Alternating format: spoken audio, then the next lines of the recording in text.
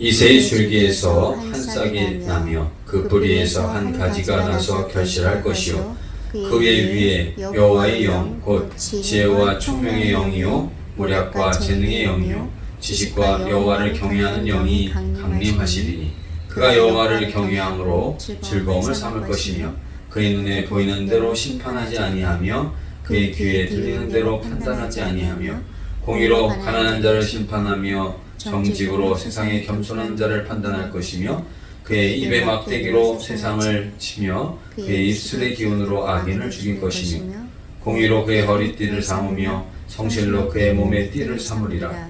그때 이리가 어린 양과 함께 살며 표범이 어린 염소와 함께 누우며 송아지와 어린 사자와 살진 짐승이 함께 있어 어린 아이에게 끌리며 암소와 곰이 함께 먹으며 그것들의 새끼가 함께 엎드리며 사자가 소처럼 풀을 먹을 것이며 젖먹는 아기가 독사의 구멍에서 장난하며 젖을 땐 어린아이가 독사의 굴에 손을 넣을 것이라.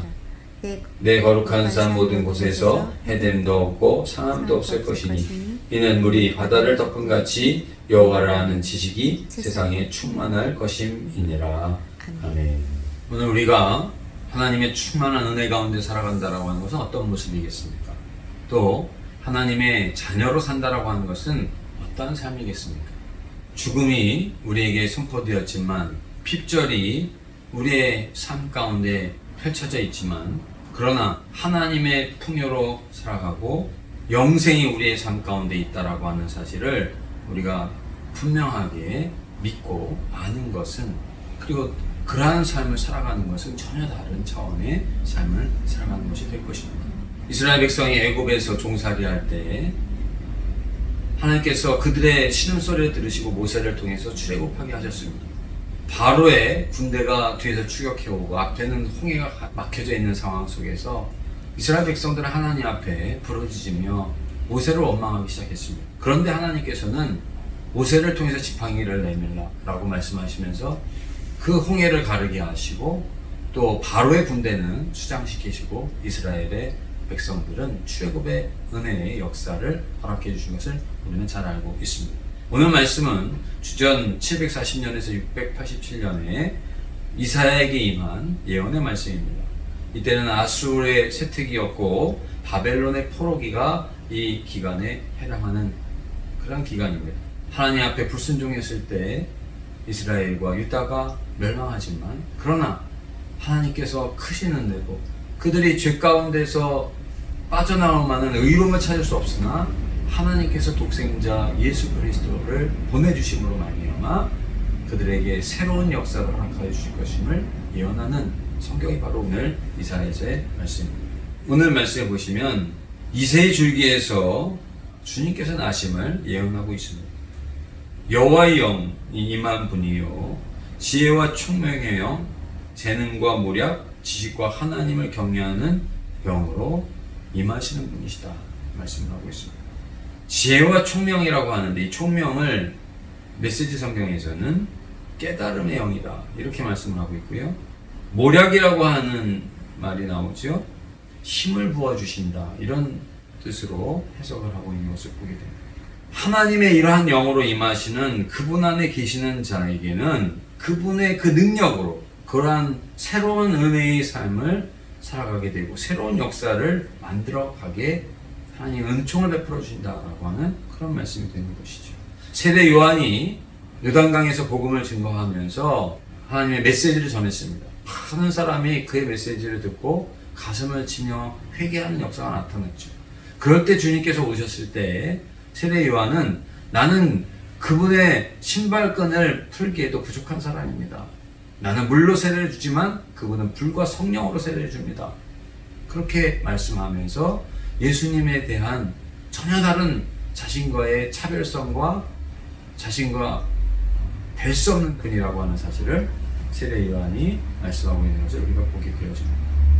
오늘 말씀에서도 보시면 그분은 눈에 보이는 대로 심판하지 아니하시고 귀에 들리는 대로 판단하지 아니하시는 분이시다. 3절에 이렇게 말씀을 하고 있습니다. 공의와 정직, 성실로 가난한 자, 정직한 자, 겸손한 자, 하나님을 경외하는 자는 복을 주시고 즐겁게 하시고 반면에 악인은 거꾸러뜨림을 당하게 하시고 심판을 당하게 하시는 그러한 분이 바로 우리 주님이시라는 사실을 말씀하고 있습니다. 주님이 오시면 어떻게 됩니까? 오늘 6절 말씀에 보시면 이리가 어린 양과 함께 살며, 여기에 표범이 나옵니다. 이리가 나옵니다. 또 어린 사자가 나옵니다. 곰이 나오고 독사가 나옵니다. 약한 것들을 잡아 해를 끼치는 그런 짐승에 해당하는 것들의 이름들이 나와 있습니다. 그러나 주님이 오시면 어떻게 됩니까? 이러한 것들도 다 주님의 그 다스림 가운데에 두려움이 제거되고 또 조화를 얻게 되는 그런 평화의 시대가 펼쳐지게 된다고 말씀하고 있습니다. 하나님과 우리와의 사이에 진정한 교제가 일어나게 되는 것을 말씀하고 있는 것이죠. 성령께서 임하시는 것은 바로 그런 것입니다. 우리가 생각하고 있는 것과 전혀 다른 충만한 차원. 우리가 그분을 의지하면, 우찌브라 간조는 이런 말을 했다고 합니다. 하나님은 묵상과 공상 가운데만 계신 분이 아니시다. 오늘 이사야서의 예언은요, 그냥 어떠한 환상에 해당하는 예언이 아닙니다. 하나님은 실로 우리를 사랑하셔서 독생자 예수 그리스도를 우리에게 보내주셨습니다.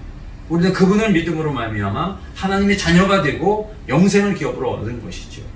오늘 우리가 그분을 믿고 살아간다라고 하는 것은 바로 주님께서 우리에게 이러한 삶을 펼쳐주신다라고 하는 약속을 붙들고, 오늘 하나님의 나라는 그때 우리가 죽음 이후에 맞이하는 나라가 아니라 오늘 이 말씀을 붙들고 우리가 하나님께서 주시는 재능과 모략과 또 지혜와 총명과 하나님의 능력 가운데, 하나님을 경외하며 하나님을 영화롭게 하는 성령의 충만한 가운데 우리 주님께서 말씀하신 그 말씀을 붙들고 오늘 우리의 삶 속에서 기쁨과 감사와 즐거움으로 우리에게 합당하지 않은 것들, 악은 우리가 물리치고 또 잘못된 그러한 생각이나 구조나 또 합당하지 않는 것은 우리가 제하고 그것을 바꾸어서 하나님 나라에 합당한 삶을 살아가는 그런 하나님의 은혜가 우리 안에 계신 주님으로 말미암아